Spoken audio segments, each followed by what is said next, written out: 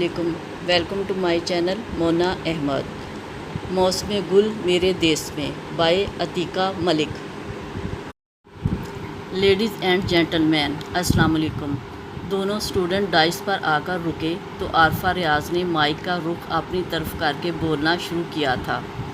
Youth law college کا annual award ceremony میں شرکت کرنے پر آپ سب کو خوش آمدید کہتے ہیں اور تہ دل سے آپ کا شکریہ ادا کرتے ہیں، خاص طور پر اپنے آنریبل چیف گیسٹ بریسٹر شیر دل مڈانا صاحب کا، جو ملک کے ممتاز قانون ہونے کے ساتھ یوتھ لا کالج کی ملک بھر میں پھیلی ہوئی شاخوں کے پیئرز میں سے ایک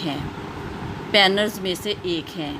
اپنے گوناگو مصروفیات میں وقت نکال کر بریسٹر صاحب کا اس تقریب میں شرکت کرنا ہمارے لیے بے حد باعث افتخار ہے۔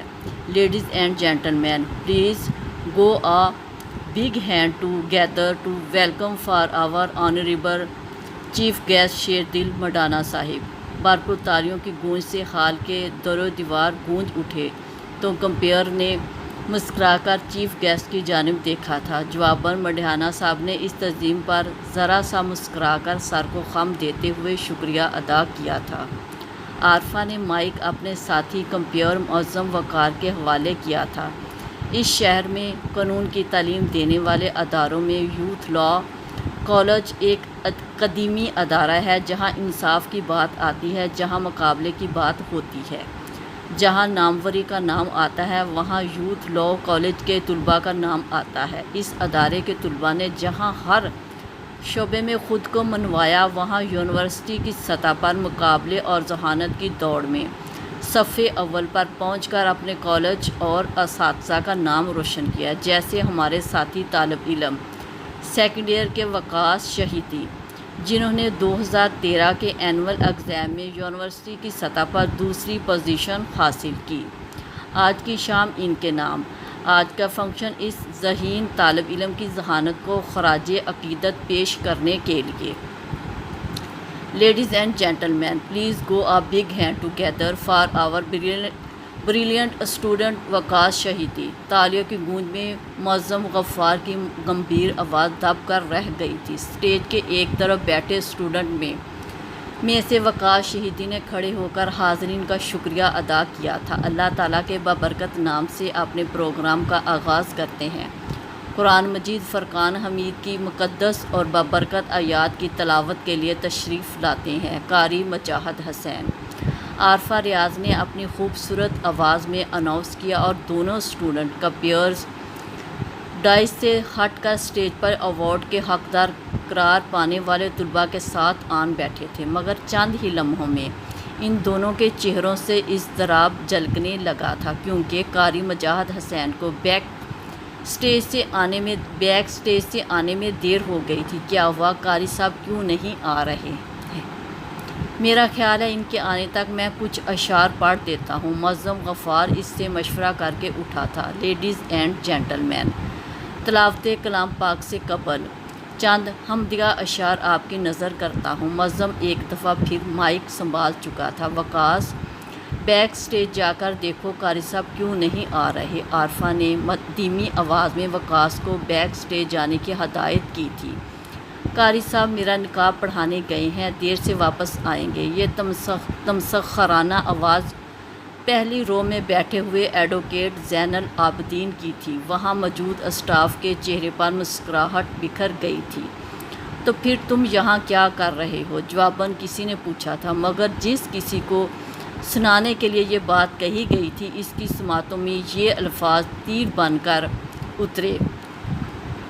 اترے تھے، زہر بن کر رگ و جاں میں اترے تھے۔ یہ کوئی نہیں جانتا تھا، کوئی بھی نہیں جانتا تھا کہ ان الفاظ نے کسی ذی نفس کے ارد گرد وحشتیں بکھیر دی تھی۔ اس نے اپنی سماعتوں کو حاضر رکھنے کی کوشش کی تھی۔ تیری نوازشوں سے، تیرے کرم سے مولا، رحمت کی سبز چادر ہر ایک پر تنی ہے۔ کچھ اس ادا سے ہم نے اب کے تجھے پکارا ہے، پر یقین لہجہ اور آنکھ میں نمی ہے۔ معظم غفار کے خوبصورت روح میں اترنے والی آواز اس کو ڈارس دے رہے تھے، اور تب ہی بیک اسٹیج سے قاری مجاہد حسین نمودار ہوئے تھے۔ وہ گاڑی سے ذرا فاصلے پر کھڑا بیزاری سے پلازا سے باہر نکلتے لوگوں پر نظریں جمائے آسم کا انتظار کر رہا تھا۔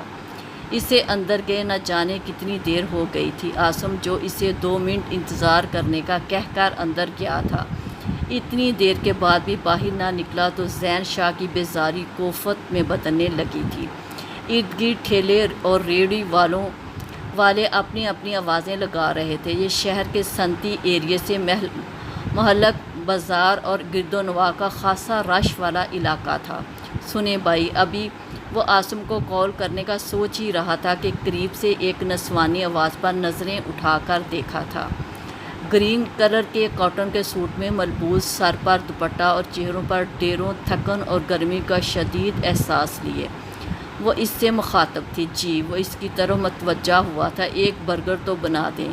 وہ اطمینان سے شولڈر بیگ اتار کر اب پیسے ڈھونڈ رہی تھی۔ جی۔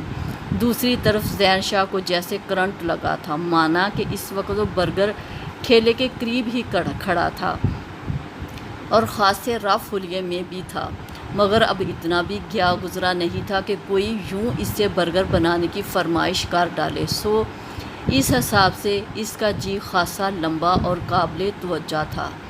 جلدی کرے نا، بیگ سے پیسے نکال کر وہ اس کی طرف متوجہ ہوئی تو اسے اپنی طرف تکتے پا کر پھر سے پیاس اور تھکن زدہ لہجے میں گویا ہوئی تھی۔ زین نے ادھر ادھر نظریں دوڑائیں، نہ جانے برگر والا کہاں چلا گیا تھا۔ شکر ہے یار تم ابھی تک ادھر ہی کھڑے ہو، ورنہ اس ٹوانے کے بچے نے میرا اتنا وقت ضائع کیا۔ میں تو سوچ رہا تھا کہیں تنگ آ کر تم نکل ہی نہ گئے ہو۔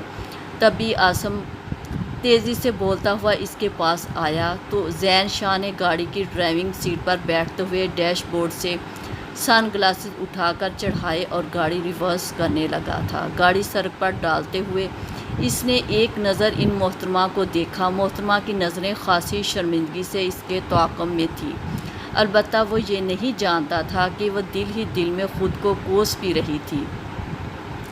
جی باجی، کیا لینا ہے، کیا چاہیے؟ تبھی برگر والا باغم باغ اپنے ٹھیلے پر آن کھڑا ہوا اور اسی افتاد سے دریافت بھی کر رہا تھا۔ عرفہ، مجھے یاد نہیں آ رہا، ذرا سویٹ ڈش کا ڈونگا فریج میں۔ بھیا کے آواز لگانے پر شازمہ بابی کچن سے نکلیں اور پھر پلٹ کر اسے ہدایت کرتے ہوئے سیڑھیاں چڑھ گئیں اور بریانی کا مسالہ بھونتے ہوئے اس نے تیز تیز ہاتھ چلاتے ہوئے آنچ دھیمی کی اور ڈونگا اٹھا کر فریج میں رکھا تھا۔ مسالہ تقریباً تیار ہو چکا تھا۔ اس نے پانی ڈال کر ابلنے کا انتظار کیا اور چاول ڈال کر ڈھکن لگاتے ہوئے تیزی سے کچن سمیٹنا شروع کیا تھا، جو کہ لنچ تیاری کے دوران خاصا بکھر چکا تھا۔ وہ صرف 2 دن کے لیے گھر آئی تھی۔ پہلا دن تو آرام کرتے ہوئے گزرا تھا، مگر آج لنچ پر بابی کو خصوصی اہتمام کرتے ہوئے دیکھ کر خود کو ان کا ہاتھ بٹانے سے نہ روک سکی۔ اگرچہ صفائی اور اوپر کے کاموں کے لیے ملازمہ موجود تھی، مگر 2 چھوٹے چھوٹے بچوں کے ساتھ بھابھی گویا گن چکر بنی رہتی۔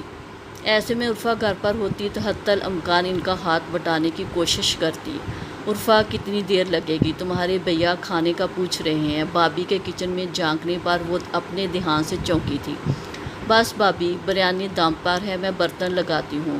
لنچ کے لیے تیار کی گئی ڈشز ٹیبل تک لاتے ہوئے اسے بھول گیا کہ اس نے اپنا موبائل استری سٹینڈ پر چارجنگ پر لگایا تھا اور بھیا گھر پر ہی تھے۔ جب سے پچھلے چند ماہ سے اس کے موبائل پر نامعلوم نمبر سے میسیجز اور کالز کا سلسلہ شروع ہوا تھا، وہ ایسی غلطی کبھی نہیں کرتی تھی۔ تپش سے بچ کے گٹاؤں میں بیٹھ جاتے ہیں، گئے ہواؤں کی صداؤں میں بیٹھ جاتے ہیں۔ موبائل پر میسیج کی پب بجی تو آخری سیڑھی سے نیچے آتے ابوذر ریاض نے موبائل اٹھا لیا تھا اور کچن سے باہر آتی عرفہ کے ہاتھ سے پلیٹ چھوٹتے بچی تھی۔ ابوذر ریاض لب بھینچ کر موبائل سکرین پر نظر دوڑا رہے تھے، تبھی موبائل سکرین پر ایک اور میسیج نمودار ہوا تھا۔ وقت گزرا تو یہ ملال ہوا، ختم زندگی کا 1 سال ہوا۔ کتنی شدت سے کوئی یاد آیا، آج جینا بڑا محال ہوا۔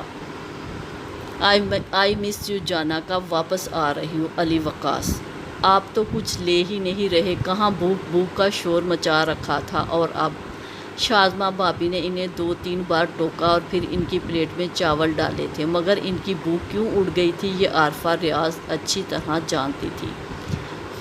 خود اس کے اپنے حلق میں نوالے اٹک گئے تھے۔ وہ منتظر رہی کہ بھیا اس سے کچھ پوچھیں گے، مگر وہ زہر مار کر کے اٹھ گئے تھے۔ میں جب بھی بھیا سے ملنے جاتی ہوں وہ یہی کہتے ہیں کہ میں ان کی فکر چھوڑ کر اپنے کیریئر پر توجہ دوں، اپنی ایجوکیشن کمپلیٹ کروں۔ وہ اپنی دوست نصرت سے بے حد الجھے انداز میں ڈسکس کرنے چلی آئی تھی۔ وہ بالکل ٹھیک کہتے ہیں، تمہارے خاندان کے ساتھ پیش آنے والے حادثے نے تمہاری زندگی کے بہت سے قیمتی سال نگل لیے ہیں، اور خدا نہ خواستہ کل کلاں کو تمہیں ہی اپنی فیملی کی کفالت۔ ایسے مت کہو نصرت، خدا کے لیے ایسے مت کہو، میں کبھی ایسا سوچ بھی نہیں سکتی۔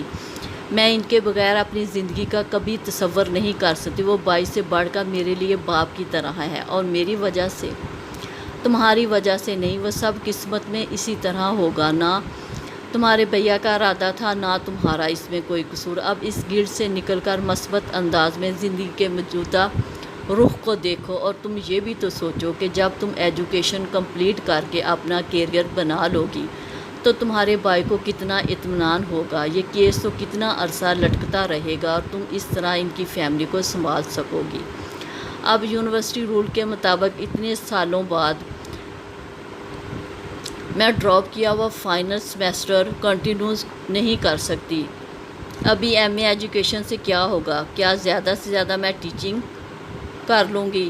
چودھری انکل ہیں نا بھائی کے لائر، انہوں نے مجھے اس فیلڈ میں آنے کا مشورہ دیا ہے، مگر میں سوچتی ہوں اس میں تو بہت سے سال لگ جائیں گے۔ سال گزر جاتے ہیں عرفہ، سال گزرنے میں کون سی دیر لگتی ہے، بس تم حوصلہ پکڑو اور زندگی کو وہیں سے شروع کرو جہاں سے تم نے اس کو چھوڑا تھا۔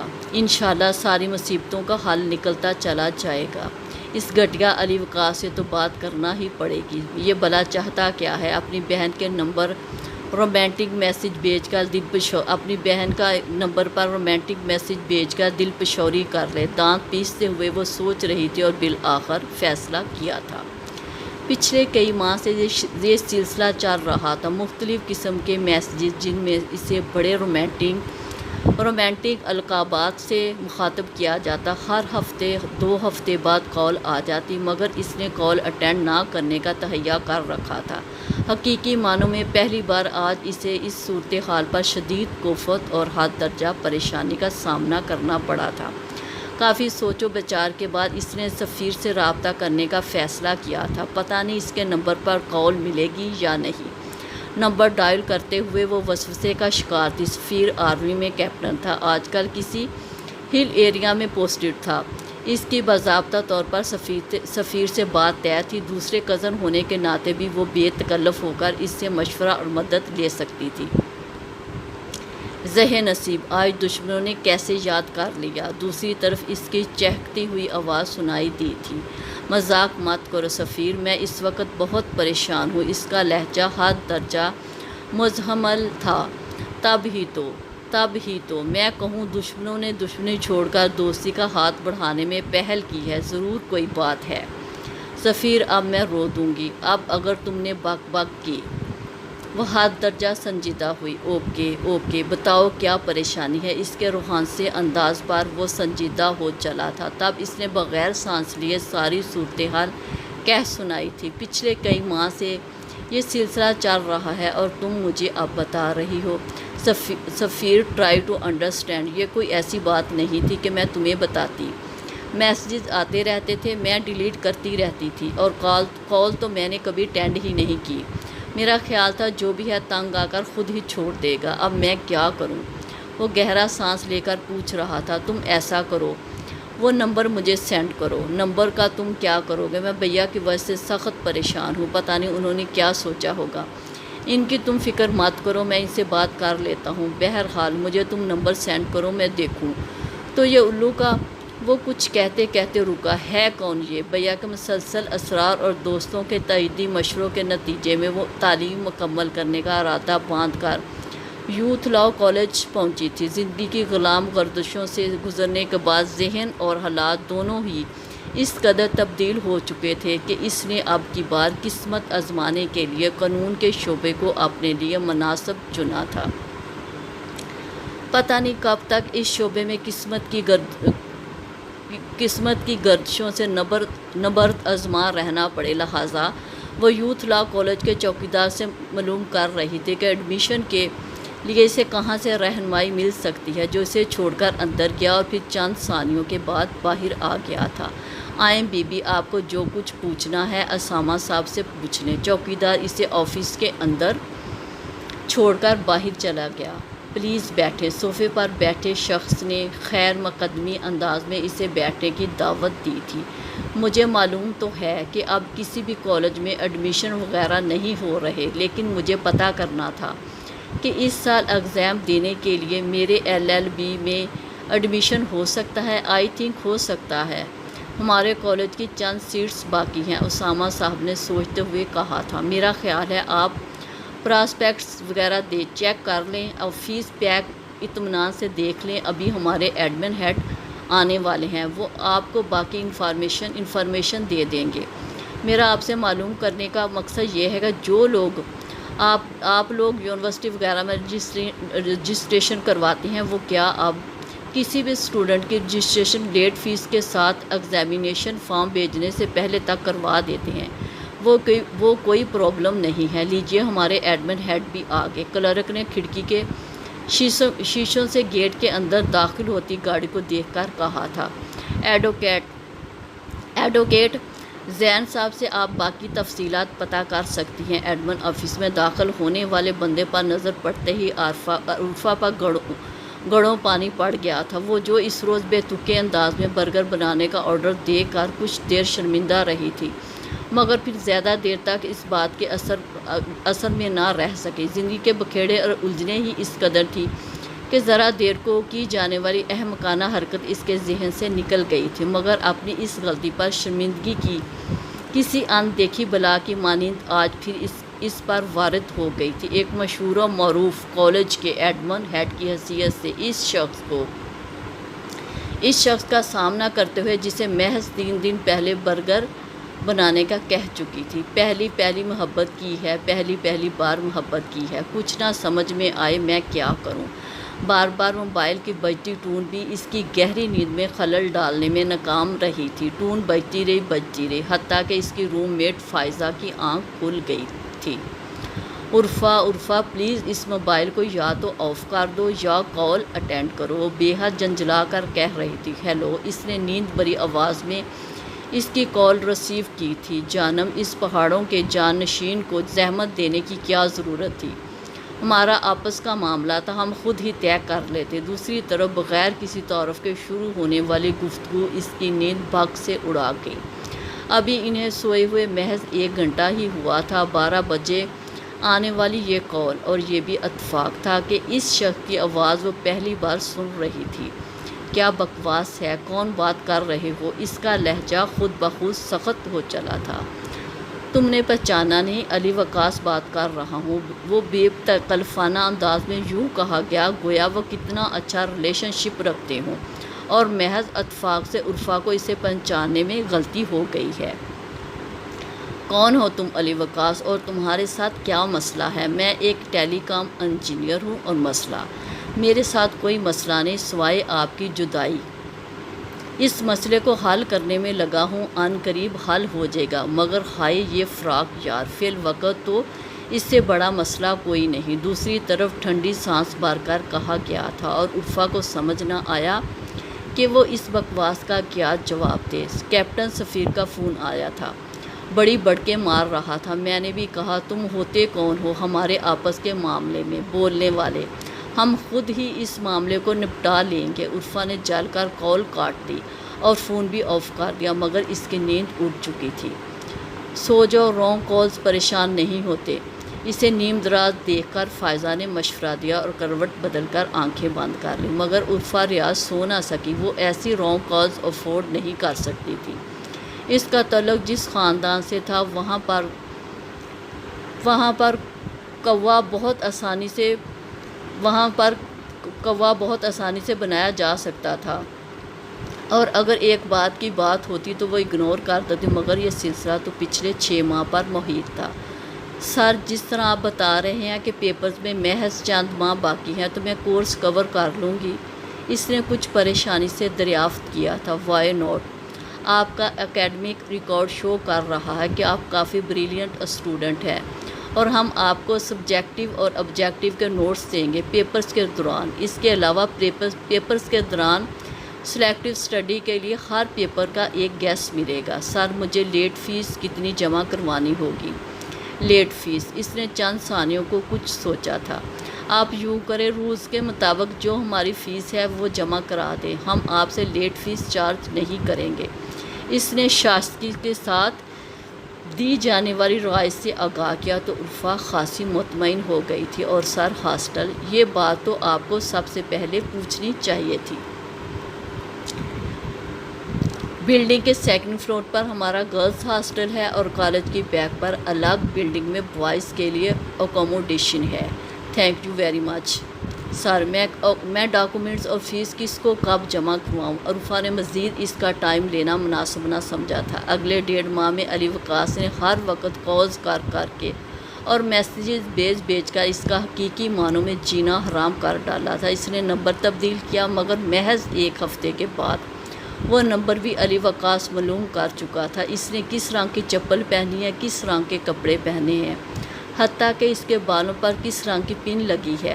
وہ کون سی بات تھی جو علی وقاص کو معلوم نہیں تھی؟ اس نے فائزہ سے مشورہ کیا۔ یقیناً یہ کوئی یونیورسٹی کا اسٹوڈنٹ تھا جو اس کے بارے میں ایسی انفارمیشن رکھتا تھا، اور تب اس نے سفیر سے بات کی کہ وہ اسے اس نمبر کا ڈیٹا معلوم کر کے دے، اور یہ کام سفیر کے لیے کچھ مشکل نہ تھا۔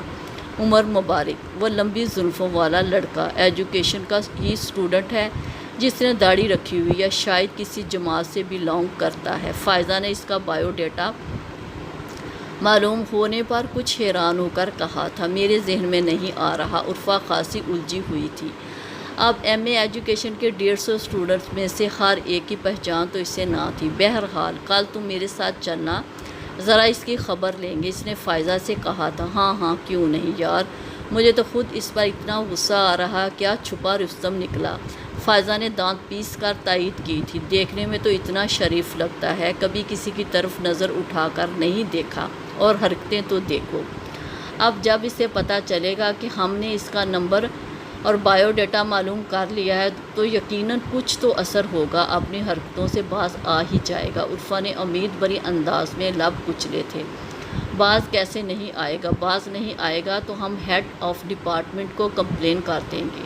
سر، ہم منگلا ڈیم چلیں گے، فضا کی رائے تھی۔ نہیں سر، کلر کہار جائیں گے، نمرا نے فرمان جاری کیا تھا۔ سر، میں نے کٹاس نہیں دیکھا ہوا، عظمیٰ نے نکتہ اٹھایا تھا۔ چلیں، ایک دن منگلا، دوسرے دن کلر کہار، اگلے دن کٹاس بھی ہو آئیں گے، زین العابدین نے ہلکے پھلکے انداز میں کہا تھا۔ آپ کیوں خاموش ہیں عرفا؟ آپ بھی بتائیے نا، آپ کہاں جانا چاہیں گے؟ سر، میرے لیے جانا مشکل ہے۔ اس نے معذرت کی۔ کیوں بھائی، سارے اسٹوڈنٹ کو جانا ہوگا، کوئی ایکسکیوز نہیں چلے گا۔ بوائز نے تو نادرن ایریاز کی فرمائش کی ہے، لیکن آپ لوگوں کی وجہ سے ہم کسی نزدیکی پکنک سے ہو کر آنا چاہتے ہیں، لہٰذا کوئی ایک پوائنٹ ڈیسائیڈ کر کے بتا دیں۔ عرفا، آپ کی اسٹڈیز کیسی جا رہی ہے؟ کوئی پرابلم تو نہیں ہے؟ اس نے آفس کی جانب مڑتے ہوئے یاد آنے پر پوچھا تھا۔ سر، کرامنولوجی کا سبجیکٹ بہت مشکل ہے، اس کے چند ٹاپکس مجھے بالکل سمجھ نہیں آ رہے۔ اچھا ایسا کریں، اپنی قوم کے 1-2 اور لوگوں کو بھی لے کر میرے آفس آ جائیں، میں آپ کو سمجھا دیتا ہوں۔ سر کے آفر کرنے پر وہ نمرا اور عظمیٰ کے ساتھ آفس آ گئی۔ اور اینڈ میں اس ٹاپک کے حوالے سے آپ کو ایک ٹپ دے دوں کہ آپ کا کائنڈ آف قتل کو نیت کو مد نظر رکھتے ہوئے پڑھیں تو یہ آپ کو بہتر طور پر سمجھ آئیں گے۔ جیسے قتل عمد میں نیت بھی قتل کی ہوتی ہے اور سزا بھی نیت کے حساب سے دی جاتی ہے، یعنی ارادتاً کیے جانے والے قتل پر قصاص کے طور پر سزائے موت دی جاتی ہے، اور قتل خطا میں جو نیت سے نہیں ہوتا عام طور پر دیت۔ ایکسکیوز می سر، عرفا نے اچانک کہا تو زین العابدین نے اسے سوالیہ نظروں سے دیکھا۔ سر، کورٹ کی طرف سے پھانسی کی سزا سنا بھی دی جائے تو عمل تو نہیں ہوتا؟ اس نے موہوم سی امید کے تحت پوچھا تھا۔ وہ چند ثانیے خاموش رہا۔ آج کل تو پھانسی کی سزا پر عمل درآمد نہیں ہو رہا، لیکن ہمیشہ ایسا نہیں ہوتا۔ گورنمنٹ کی پالیسیاں تبدیل ہوتی رہتی ہیں تو عمل درآمد شروع ہو جاتا ہے، اور اس سزا پر عمل درآمد ہونا بھی چاہیے، کیونکہ ایک شخص جو کسی فرد کو بے رحمی سے قتل کر دے، اسے اس انجام تک ضرور پہنچنا چاہیے۔ سر کچھ لوگ مجبوری میں یا انتہائی حالت میں ایسے اقدام اٹھا لیتے ہیں، تو مجبوری میں کوئی بھی ایسا قدم اٹھانا سیلف ڈیفینس کہلاتا ہے۔ یہ تو آپ پڑھ رہی ہیں۔ سر قانون بہت اوقات سیلف ڈیفینس کو تسلیم ہی نہیں۔ عظمیٰ نے اسے کوہنی ماری تو عرفا کو اس کا ایسا کرنا بہت کھلا۔ وہ گور کر اس کی طرف دیکھنے لگی تھی، اور سر زین اپنی کسی سوچ میں گم تھے کہ ان کی طرف توجہ ہی نہیں دی تھی۔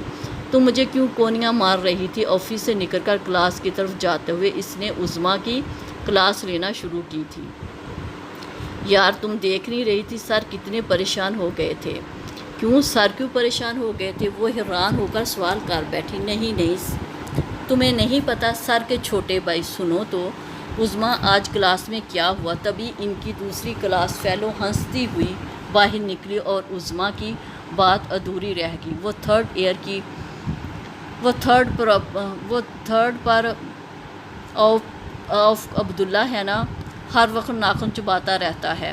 ہاں کیا ہوا اسے؟ ان تینوں نے مشترکہ سوال کیا تھا۔ اسے کچھ نہیں ہوا، یہ اپنی وردہ سے ہے نا، 3 دن اسے اس حرکت پر ٹوک چکی تھی۔ آج اس نے عبداللہ کا ناخن کترتے دیکھا تو شوز میں سے پاؤں نکال کر اس کے سامنے چیئر پر رکھتے ہوئے کہنے لگی، عبداللہ بھائی یہ میرے پاؤں کے ناخن تھوڑے بڑھ گئے ہیں، میرا نیل کٹر ہاسٹل میں گم ہو گیا ہے، آپ ذرا میرے ناخن بھی کتر دیں، آپ کی عادت بھی پوری ہو جائے گی اور میرے ناخن بھی کٹ جائیں گے۔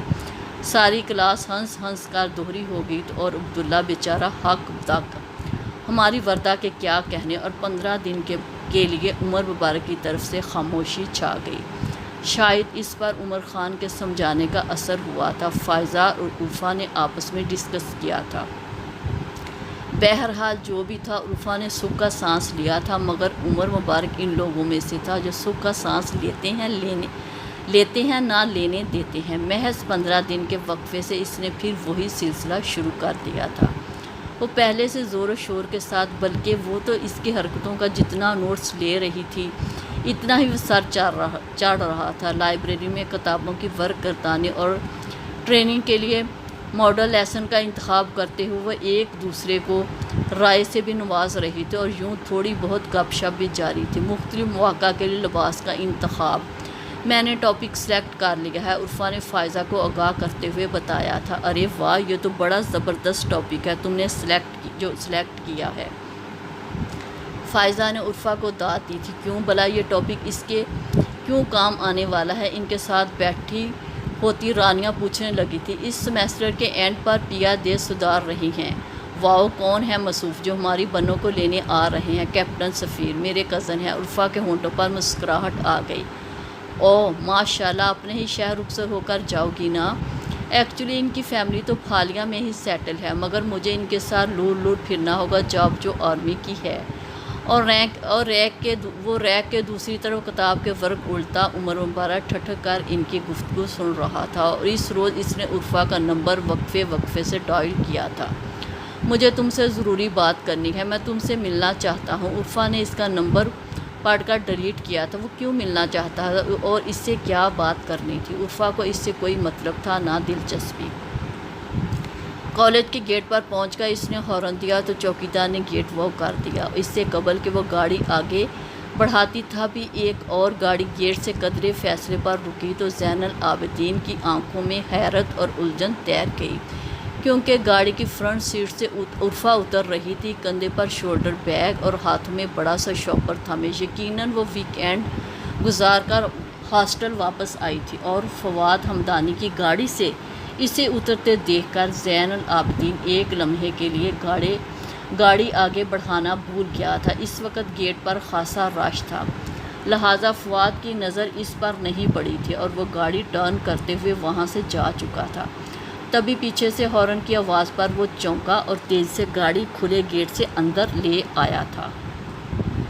عرفا کون تھی؟ فواد حمدانی سے اس کا کیا رشتہ تھا؟ کیا وہ ابوذر ریاض کے خاندان سے بلانگ کرتی ہے؟ اس کا ذہن مسلسل ایک سوچ میں الجھا ہوا تھا۔ اور اس سوچ کے تحت چند آفیشیل میٹرز نپٹانے کے بعد اس نے عرفا کا بایو ڈیٹا نکلوایا تھا۔ او مائی گاڈ! اس نے سر تھام کر خود سے کہا تھا یہ لڑکی ابوذر ریاض کی بہن ہے۔ اس کا فادر نیم، ایڈریس اور ڈاکومنٹس اس کے سامنے کھلے پڑے تھے۔ جو کچھ میں نے بتایا ہے اچھی طرح سے سمجھ لیا ہے نا، اور اب مکمل اعتماد سے جانا، زیادہ کنفیوز ہونے کی ضرورت نہیں۔ یہ کوئی روٹین سے ہٹ کر بات تو ہے نہیں۔ ٹریننگ ورکشاپ کی بریک میں کوئی چپس کتر رہا تھا، کوئی سموسے اڑا رہا تھا، تو کہیں کہیں گروپنگ کی شکل میں ایک دوسرے سے لیسن چینج کر کے ڈسکس کر رہے تھے، کیونکہ روزانہ نیا ماڈل بنانا اسٹوڈنٹس کے لیے ممکن نہیں ہوتا، لہٰذا ورکشاپ آرگنائزر کی طرف سے ماڈل چینج کرنے کی اجازت تھی۔ ایکسکیوز می، کچھ گھبرایا ہوا جمی چور کی داڑھی میں تنکا لیے عرفا کے پاس کھڑا تھا۔ جی، رانیہ نے لیسن ڈسکس کرتی عرفا نے سر اٹھایا۔ وہ مجھے آپ کا ماڈل مل سکتا ہے، وائی ناٹ، لیکن میرا ماڈل تو دن کے مختلف اوقات میں کھانے کا انتخاب ہے۔ یہ تو ہوم اکنامکس کا ٹاپک ہے، اور بوائز کی تو ہوم اکنامکس ہوتی ہی نہیں۔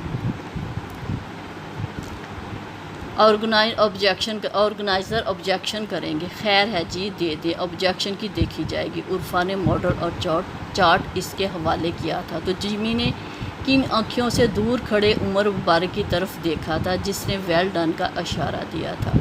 آپ مجھے پریزنٹیشن سمجھا دیں گی؟ ہاں، سمپل سی ہے، بس یوں کہہ دیں کہ غذا انسانی جسم کی اہم ضرورت ہے، اور انسان اس ضرورت کو پورا کرنے کے لیے دن کے مختلف اوقات میں کھانے کا انتخاب کرتا ہے۔ کھانے کا انتخاب کن چیزوں کو مد نظر رکھ کر کرنا ہے، یہ آج کے سبق میں جمی ذرا سا جھک کر سیدھا ہوا، اور یہ منظر عمر مبارک کے موبائل میں سیو ہوا تھا۔ سر طلحہ کی انگیجمنٹ ہوئی ہے۔ وہ سب گول دائرہ بنائے فضا اور روشنا کے مشترکہ بیڈ پر بیٹھی تھے۔ اچھا، تمہیں کیسے پتہ چلا؟ نمرا کے انکشاف پر فضا نے دلچسپی سے پوچھا تھا۔ ہمارے ان کے ساتھ فیملی ٹرمز ہیں۔ چپ ہو جاؤ آپ سب لوگ، پرسوں پیپرز ہیں اور گپے یوں لگا رہے ہو جیسے چھانگا مانگا میں پکنک منانے آئے ہو۔ عرفا نے چٹک کر ان سب کو خاموش کروایا تھا۔ تو کیا پیپر کو سر پر بٹھا لیں، نوٹ لکھ کر ہونٹوں پر چپکا لیں کہ پرسوں پیپر ہے؟ فضا نے منہ بنا کر ٹوکا تھا۔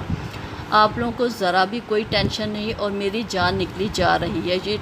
یہ ٹاٹ تو میری جان کا وبال بن گیا ہے۔ یہ کویسچن کا کنسیپٹ کلیئر کرو۔ عظمیٰ نے مشورہ دیا تھا۔ میرا خیال ہے تم صرف سلیبس کے کویسچن ریوائز کرو، پیپر تو نکل ہی جائے گا۔ اسے نمرا کا مشورہ قابل عمل لگا تھا۔ تمہارے پاس سلیبس کے کویسچن ہیں؟ نہیں۔ سر زین کو کال کرو، وہ میسج کر دیں گے۔ ہوں۔ اس نے پرسوچ انداز میں موبائل اٹھایا تھا۔ پیپرز کے دنوں میں نوٹس کی ضرورت ہو یا اسٹوڈنٹ کو کوئی پرابلم، ایک ٹیچر کی ڈیوٹی ہوتی ہے، اور آج کل سارے اسٹوڈنٹ کو سر زین سے رجوع کرنے کی ہدایت تھی، جو خود بھی بوائز ہاسٹل میں مقیم تھے، جہاں آج کل طلباء کی زور و شور سے کلاسز بھی ہوتی۔ دوسری طرف بیل جاتی رہی، مگر کسی نے کال ریسیو نہ کی۔ I am Irfa sir, I need your help, please attend my call. Message type کرتے ہوئے اسے یقین تھا کہ سر اسے خود ہی کال کر لیں گے۔ کافی دیر تک جب سر کی جانب سے کوئی رپلائی نہ ہوا تو اس نے دوبارہ کال کی تھی۔ ہیلو۔ دوسری تیسری بار بیل جانے پر انہوں نے کال ریسیو کی تھی۔ سر، میں عرفا بات کر رہی ہوں۔ جی۔ دوسری طرف خاصے روکھے انداز پر وہ ٹھٹکی تھی۔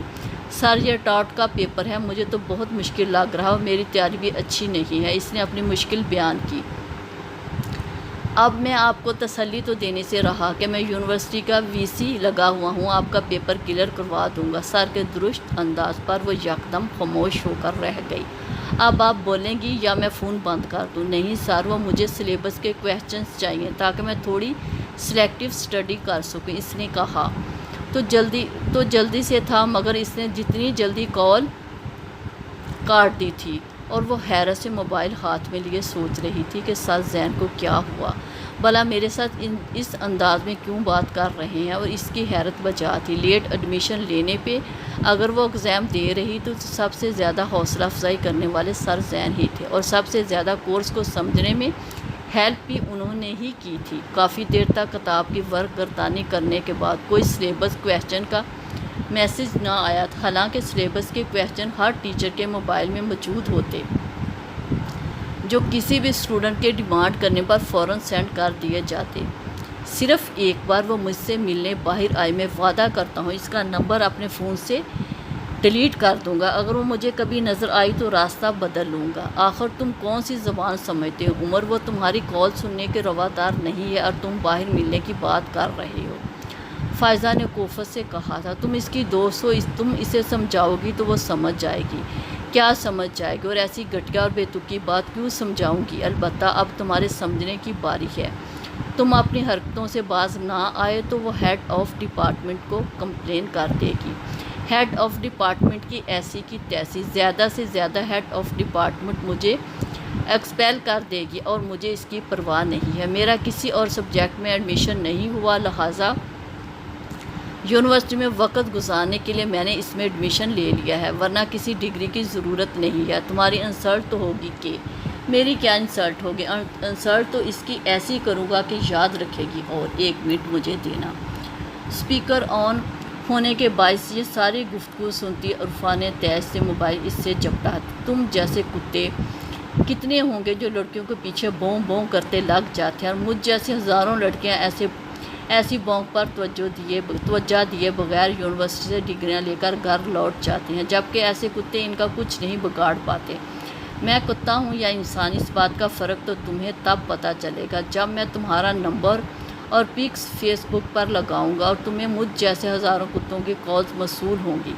وہ انتہائی واہیات انداز میں کہکا لگا کر ہنس رہا تھا۔ پکس تم اپنی بہن کی لگا دینا، اس نے دانت پیس کر کہا تھا۔ بہن تو میری کوئی ہے نہیں، البتہ تمہاری جو پکس میں نیٹ پر لگاؤں گا وہ تم خود بھی دیکھ کر حیران رہ جاؤ گی، اور تمہارا کیپٹن بھی۔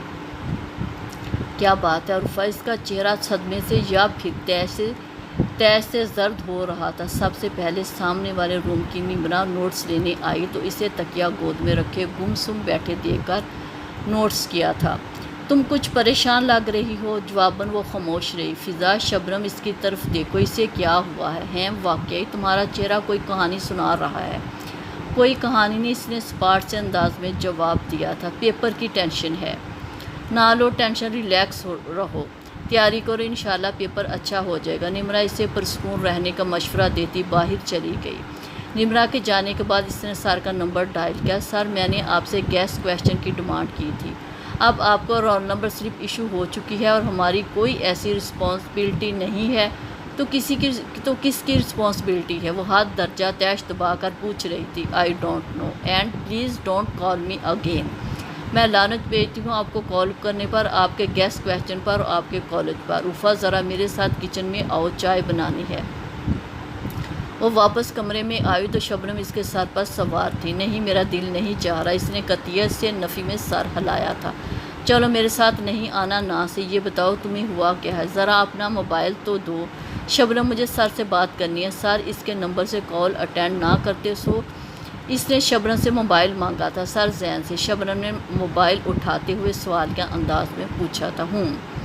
اس نے موبائل عرفا کو دینے کی بجائے خود ہی سر کا نمبر ملا ڈالا تھا، مگر نمبر بزی جا رہا تھا، سو اس نے عرفا کو بتا کر موبائل رکھ دیا تھا۔ عرفا، سمگلنگ کا کویسچن تمہاری بک میں ہے؟ میری بک میں تو پرنٹنگ کی غلطی کی وجہ سے ملیشین پریکویشن دوبارہ آ گیا ہے، مگر سمگلنگ کا کویسچن ہے ہی نہیں۔ ہمسا ہو تو سامنے آئے۔ موبائل گنگنایا تو شبنم نے یس کا بٹن پش کر کے کان سے لگایا تھا۔ السلام علیکم سر، میں پارٹ 1 کی اسٹوڈنٹ شبنم بات کر رہی ہوں۔ یہ عرفا نے آپ سے بات کرنی ہے۔ لو عرفا بات کرو۔ شبنم نے جلدی بات کرتے ہوئے عرفا کی طرف موبائل بڑھایا تھا۔ ایکسکیوز می شبنم، بات سنیں میری، مجھے عرفا سے کوئی بات نہیں کرنی۔ عرفا نے موبائل کان سے لگایا تو دوسری طرف سے آواز سنائی دی اور فوراً لائن کٹ گئی تھی، اور ہاسٹل کے گراؤنڈ میں 1.5 گھنٹہ چکر لگانے کے بعد عرفا نے کالج پرنسپل کا نمبر ڈائل کیا۔ سر، مجھے آپ کے کالج سے پیپر نہیں دینے، پلیز آپ لوگ میری فیس ریٹرن کر دیں۔ عرفا، تمہارے ذہن میں کبھی خیال نہیں آتا کہ تم ایک بار اس سے مل لو؟ فائزہ نے کچھ جھجکتے ہوئے سوال کیا تھا۔ کبھی نہیں، کبھی بھی نہیں۔ میرا اس سے ایسا کون سا رشتہ ہے کہ یہ مجھے پریشرائز کرے اور میں اس سے ملنے چل دوں؟ اس نے سختی سے نفی کی تھی۔ رائٹ، فائزہ نے تائید میں سر ہلایا تھا۔ مجھے لگتا ہے اس نے کسی سے شرط لگا رکھی ہے، فائزہ نے خیال ظاہر کیا۔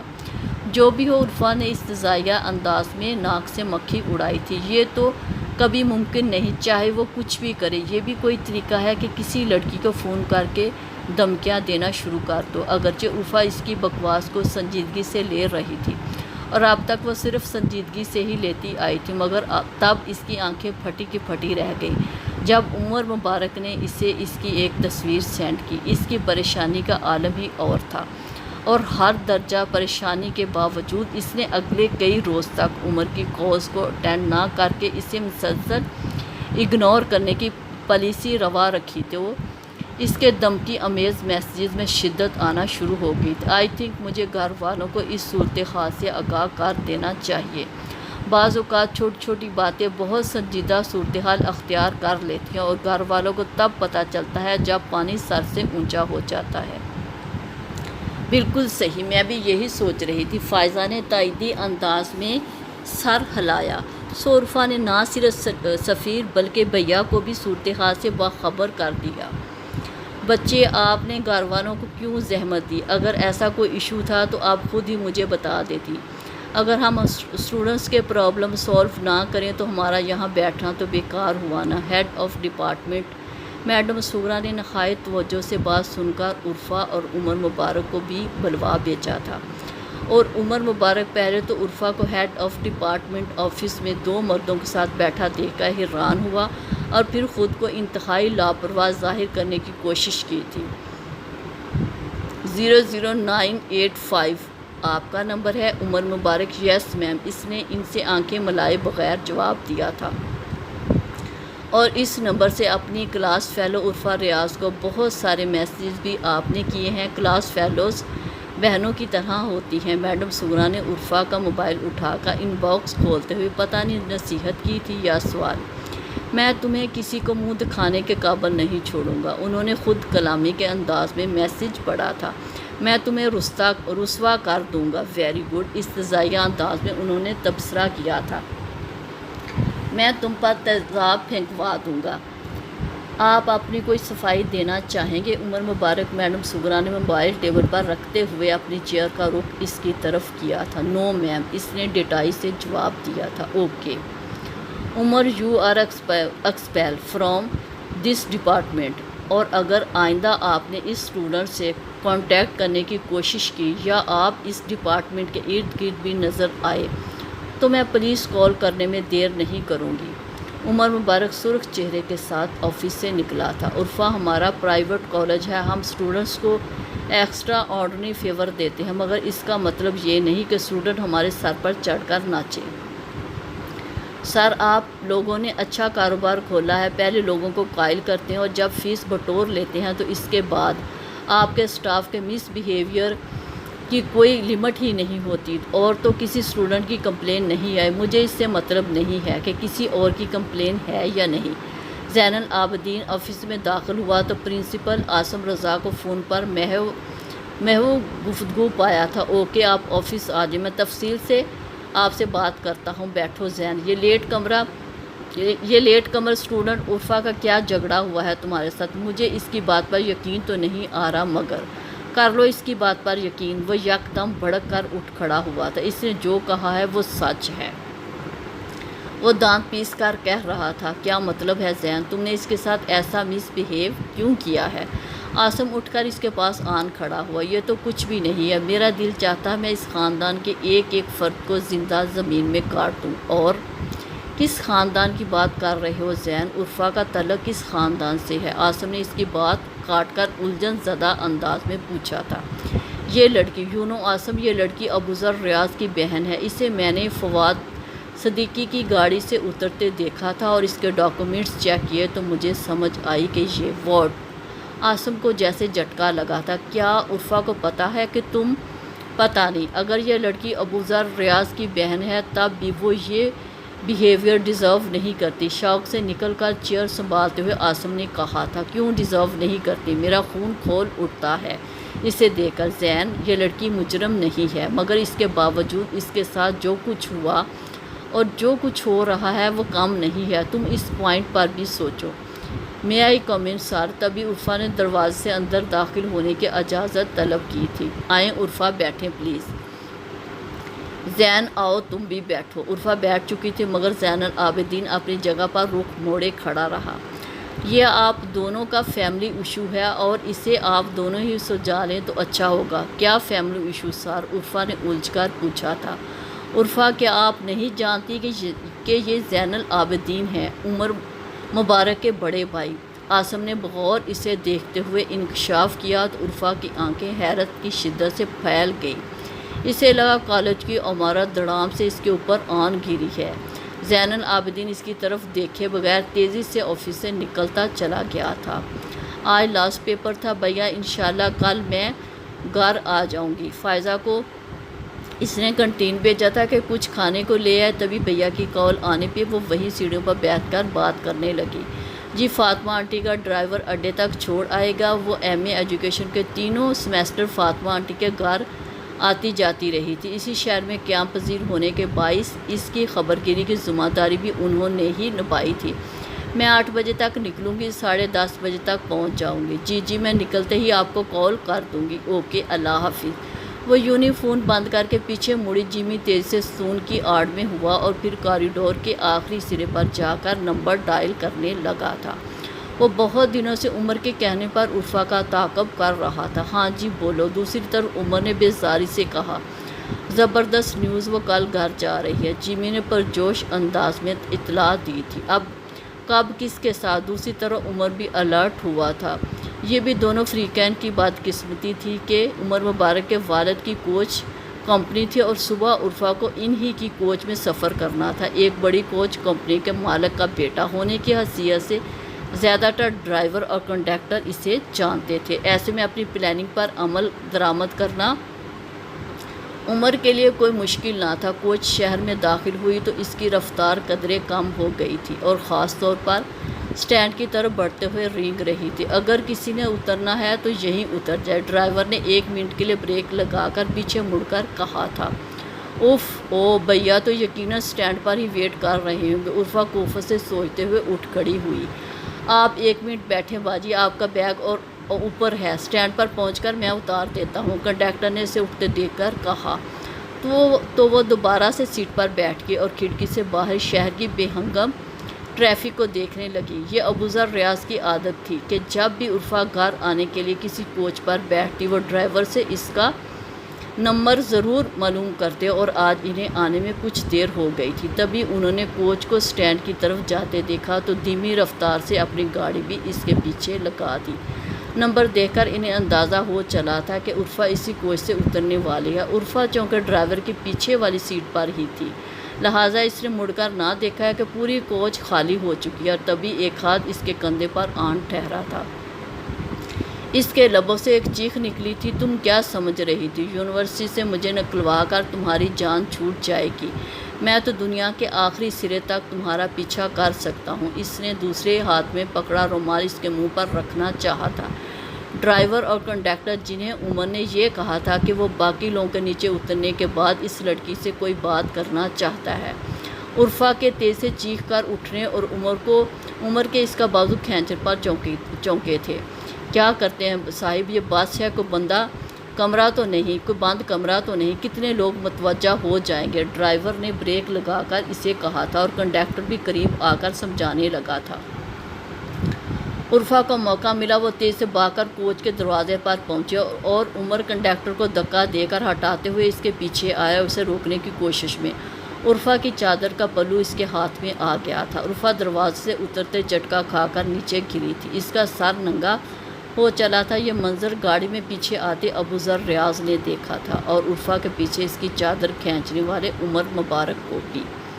تمام حالات و واقعات، گواہوں کے بیانات، پوسٹ مارٹم رپورٹ اور پولیس انکوائری کو مد نظر رکھتے ہوئے یہ عدالت اس نتیجے پر پہنچی ہے کہ ملزم ابوذر ریاض نے بجا ذاتی عناد مقتول عمر مبارک کو بے رحمی سے قتل کیا ہے، لہٰذا انصاف کے تقاضوں کو پورا کرنے کے لیے یہ عدالت سابقہ عدالت کے فیصلے کو بحال رکھتے ہوئے ملزم ابوذر ریاض کو سزائے موت کا حکم دیتی ہے۔ کمرہ عدالت کھچا کھچ بھرا ہوا تھا۔ عمر مبارک قتل کیس کے فیصلے کی ہائی کورٹ نے 6 دن پہلے تاریخ دی تھی اور بالآخر اس تاریخ پر ایک خاندان کی امیدوں کا چراغ لرز کر رہ گیا تھا۔ وہ شعلہ امید بھی بجھ چکا تھا جس کے تحت ان کے دل کو آسرا ملتا تھا کہ شاید یہ عدالت پھانسی کے حکم کو عمر قید میں تبدیل کر دے۔ جہاں بار کے وکلاء کی بڑی تعداد موجود تھی، وہیں دونوں پارٹیوں کی طرف سے بہت سے لوگ احاطہ عدالت میں موجود تھے۔ عرفہ ریاض بھی، جس کی قسمت میں تقدیر نے یہ دن بھی لکھ ڈالے تھے کہ زندگی گویا بدل کر رہ گئی تھی۔ کیپٹن سفیر کی شادی ہو چکی تھی۔ پھپھو نے اس قصے کو وجہ بنا کر رشتہ ہی توڑ ڈالا تھا۔ اگر بابی کے میکے کا سہارا نہ ہوتا تو ان کے بھائی فواد صدیقی نے ہی زیادہ تر کیس کی پیروی میں دن رات ایک کیے تھے، مگر کیس اتنا مضبوط تھا کہ امید کی کوئی صورت نظر نہ آتی تھی۔ یس فواد صاحب، لائر نے ٹرے میں سے کولڈ ڈرنک اٹھا کر ان کی طرف بڑھائی تھی۔ لو بیٹا آپ بھی، اس نے عرفہ کو لینے کا اشارہ کیا، مگر وہ یوں ہی سر جھکائے بیٹھی رہی۔ حقیقتاً اس کا دل چاہ رہا تھا داڑھیں مار مار کر رو دے۔ فواد صاحب، میں نے بہت کوشش کی، لیکن یقین کریں آپ کسی بھی وکیل کے پاس جائیں وہ آپ کو یہی کہے گا کہ اس کیس میں امید کی کوئی صورت ہی نہیں ہے، سوائے اس کے کہ مقتول کے ورثاء صلح پر آمادہ ہو جائیں۔ وکیل صاحب، ہم اس سلسلے میں ہر ممکن کوشش کر چکے ہیں، پھر بھی وہ کسی صورت صلح پر تیار نہیں ہوتے۔ پھر عمر مبارک کے باپ کے پاس پیسے کی کمی نہیں ہے، وہ کیوں صلح کرے گا؟ آپ لوگ انہیں اس وقت کی سچویشن سے آگاہ کریں، ہو سکتا تھا کہ ان کے دل میں انسانیت آ جائے، وہ لوگ بات سننے پر آمادہ ہوں تب نہ۔ فواد صدیقی نے مایوسی سے کہا تھا، کوئی اپروچ استعمال کرو، کوئی پنچایت کا راستہ ڈھونڈو۔ بابی کی والدہ عصمت آنٹی اور فواد بھائی کو سلام کر کے وہ چائے بنانے کے لیے کچن میں چلی آئی تھی، اور جب چائے کی ٹرے لا کر اس نے ٹیبل پر رکھی تو تینوں نفوس بالکل خاموش تھے۔ یا عرفہ کو یوں لگا جیسے وہ اسے دیکھ کر خاموش ہوئے تھے، لہٰذا وہ واپس کچن میں چلی آئی اور بے دلی سے بچی ہوئی چائے کپ میں ڈال کر پینے لگی۔ تھوڑی دیر میں ان دونوں کی واپسی ہوئی تو بابی کچن میں آ کر برتن دھونے لگی تھی۔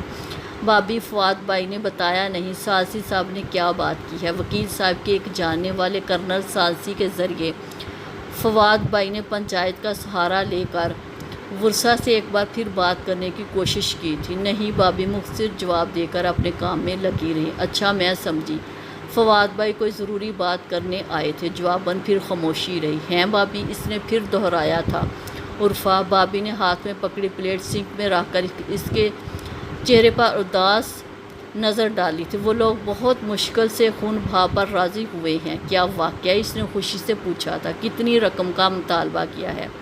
رقم نہیں۔ یکدم اپنی بات ادھوری چھوڑ کر وہ رو پڑی تھی اور عرفہ پھٹی پھٹی نظروں سے انہیں روتے دیکھتی چلی گئی۔ اس کے پاس کوئی حرف تسلی نہ تھا، نہ اپنے لیے نہ ان کے لیے۔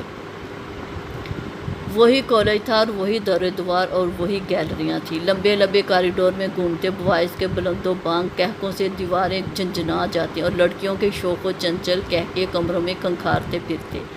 اگر کوئی تبدیلی آئی تھی تو 2 افراد کے لیے آئی تھی۔ عرفہ حتی الامکان اس کا سامنا کرنے سے کتراتی۔ اگر کوئی ایسا اتفاق ہو بھی جاتا تو راستہ بدل لیتی۔ اسے زین العابدین کی شعلہ بار نظروں سے خوف آتا تھا۔ عرفہ ریاض کون سی بچی ہے بھائی؟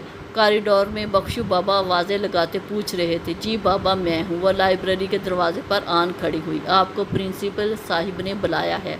اچھا، اس نے پرسوچ انداز میں کہا اور اس کے ساتھ ہی آفس کی جانب چل دی۔ مس نویدا کے کچھ پرابلم چل رہے تھے تو انہوں نے آف لیا ہے، انشاءاللہ ہمیں دوبارہ جوائن کریں گی۔ آفس کی دوسری طرف بیٹھے بندے سے بات کرتے ہوئے انہوں نے سر کے اشارے سے عرفہ کو اندر آنے کو کہا تھا۔ پلیز بیٹھیں عرفہ۔ اچھا سر، پھر مجھے اجازت۔ وہ شخص اجازت لے کر چلا گیا تو وہ عرفہ کی طرف متوجہ ہوئے۔ عرفہ، میں زین سے اسٹوڈنٹ لائف سے میری زین سے اسٹوڈنٹ لائف سے جان پہچان ہے۔ I think he is very nice man, but آپ کے بھائی کے کیس میں اس نے اور اس کی فیملی نے جس ہٹ درمی کا مظاہرہ کیا ہے اس کی توقع میں خود بھی نہیں کر سکتا تھا۔ بہرحال آپ مایوس نہ ہو، ہر مسئلے کا کوئی نہ کوئی حل ہوتا ہے۔ آپ بالکل ٹھیک کہہ رہے ہیں، لیکن معاملے میں ہم واقعی بہت مایوس ہوئے ہیں۔ پچھلے 3 سال سے جس خواری کا سامنا ہمیں ہے اس کا کوئی اندازہ نہیں کر سکتا۔ مجھے اچھی طرح سے آپ کی پرابلمز کا اندازہ ہے۔ میں چاہتا ہوں کہ آپ زین سے اس سارے ایشو پر خود بات کریں۔ جب اسے اندازہ ہوگا کہ عمر کی اس سارے معاملے میں کس قدر غلطی تھی تو یقیناً آپ کی فیملی کے لیے اس کے دل میں سافٹ کارنر پیدا ہوگا۔ بابا جان جی آپ کیا کر رہے ہیں؟ ایک طرف ہمارے بھائی کی قاتل کو معاف کر رہے ہیں اور دوسری طرف ایک اندیکھی لڑکی میرے سر مونڈ رہے ہیں۔ زین العابدین نے انتہائی غصے کو ضبط کرتے ہوئے کہا تھا۔ اس کے بڑے بھائی علی حسن نے کم و بیش یہی تاثرات تھے۔ دیکھو زین، حاجی رب نواز اور دوسرے لوگوں کے اصرار نے مجھے ایسا سوچنے پر مجبور کر دیا ہے۔ میں نہ تو تمہارے بھائی کے قاتل کو معاف کر رہا ہوں اور نہ ہی کوئی اندیکھی لڑکی تمہارے سر مونڈ رہا ہوں۔ مجھے تو ابوذر ریاض اور اس کے خاندان کو ذلیل کرنے کا ایک اور طریقہ ہاتھ لگا ہے۔ کیا مطلب ہے بابا جان؟ ہم لڑکی خون بہا میں اسی لیے لے رہے ہیں تاکہ عدالت میں صلح کا بیان دے۔ فیصلہ تو یہی ہوا، لیکن ایک دفعہ زین اس لڑکی سے نکاح کر لے پھر دیکھو میں کیا کرتا ہوں۔ علی حسن نے اس پر سوچ انداز میں کہا تھا۔ بابا جان کیا آپ بھی میری طرح یہ سوچ رہے ہیں کہ اس لڑکی کو گھر لانے کے بعد زین دوسری شادی کرے؟ اس طرح شادی تو زین کی صرف ایک ہی ہوگی اور وہ ہم بہت دھوم دھام سے کریں گے۔ ان دونوں بھائیوں کے چہروں پر الجھن کے تاثرات تھے۔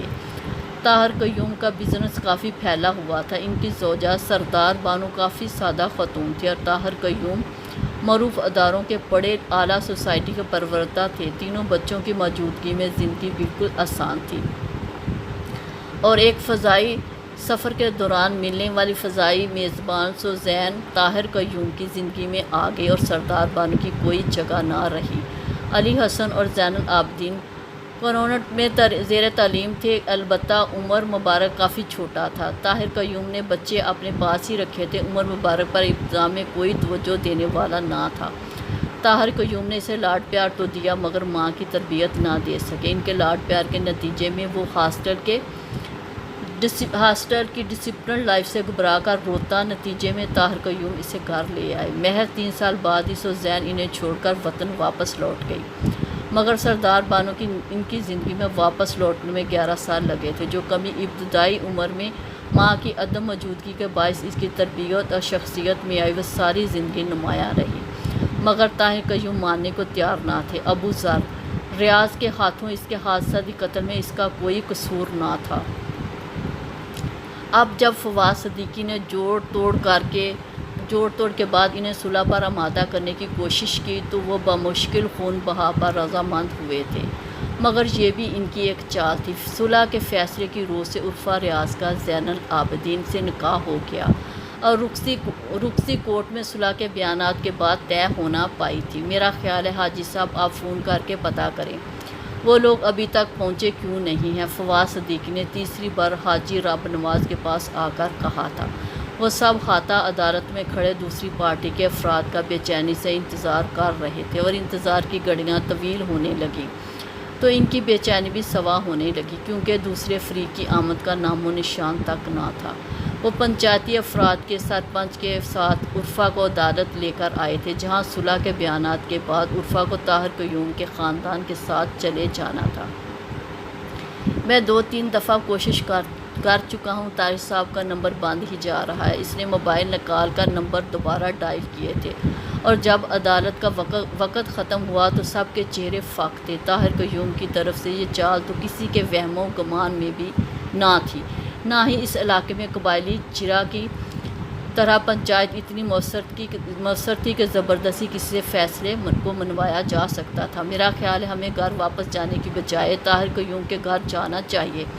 یہ کئی زندگیوں کا ہی نہیں ہماری عزتوں کا بھی سوال ہے۔ واپس کی بات کرنے پر حاجی رب نواز کے ساتھ ساتھ ایک اور سرپنچ نے بھی رائے دی تو سبھی نے اتفاق کیا تھا۔ اگر طاہر قیوم نے ابوذر ریاض کے خاندان کو ذلیل کرنے کا یہ نیا طریقہ سوچا تھا تو یہ طریقہ یقیناً کارگر ٹھہرا تھا۔ اگرچہ عرفہ نے یہ قربانی بھائی کی بریت کے لیے دی تھی، مگر دل کے نہا خانوں میں سوال بھی اس کی قسمت پر آنسو بہا رہا تھا۔ کیا ایسی رخصتی بھی کسی کی ہوئی ہوگی؟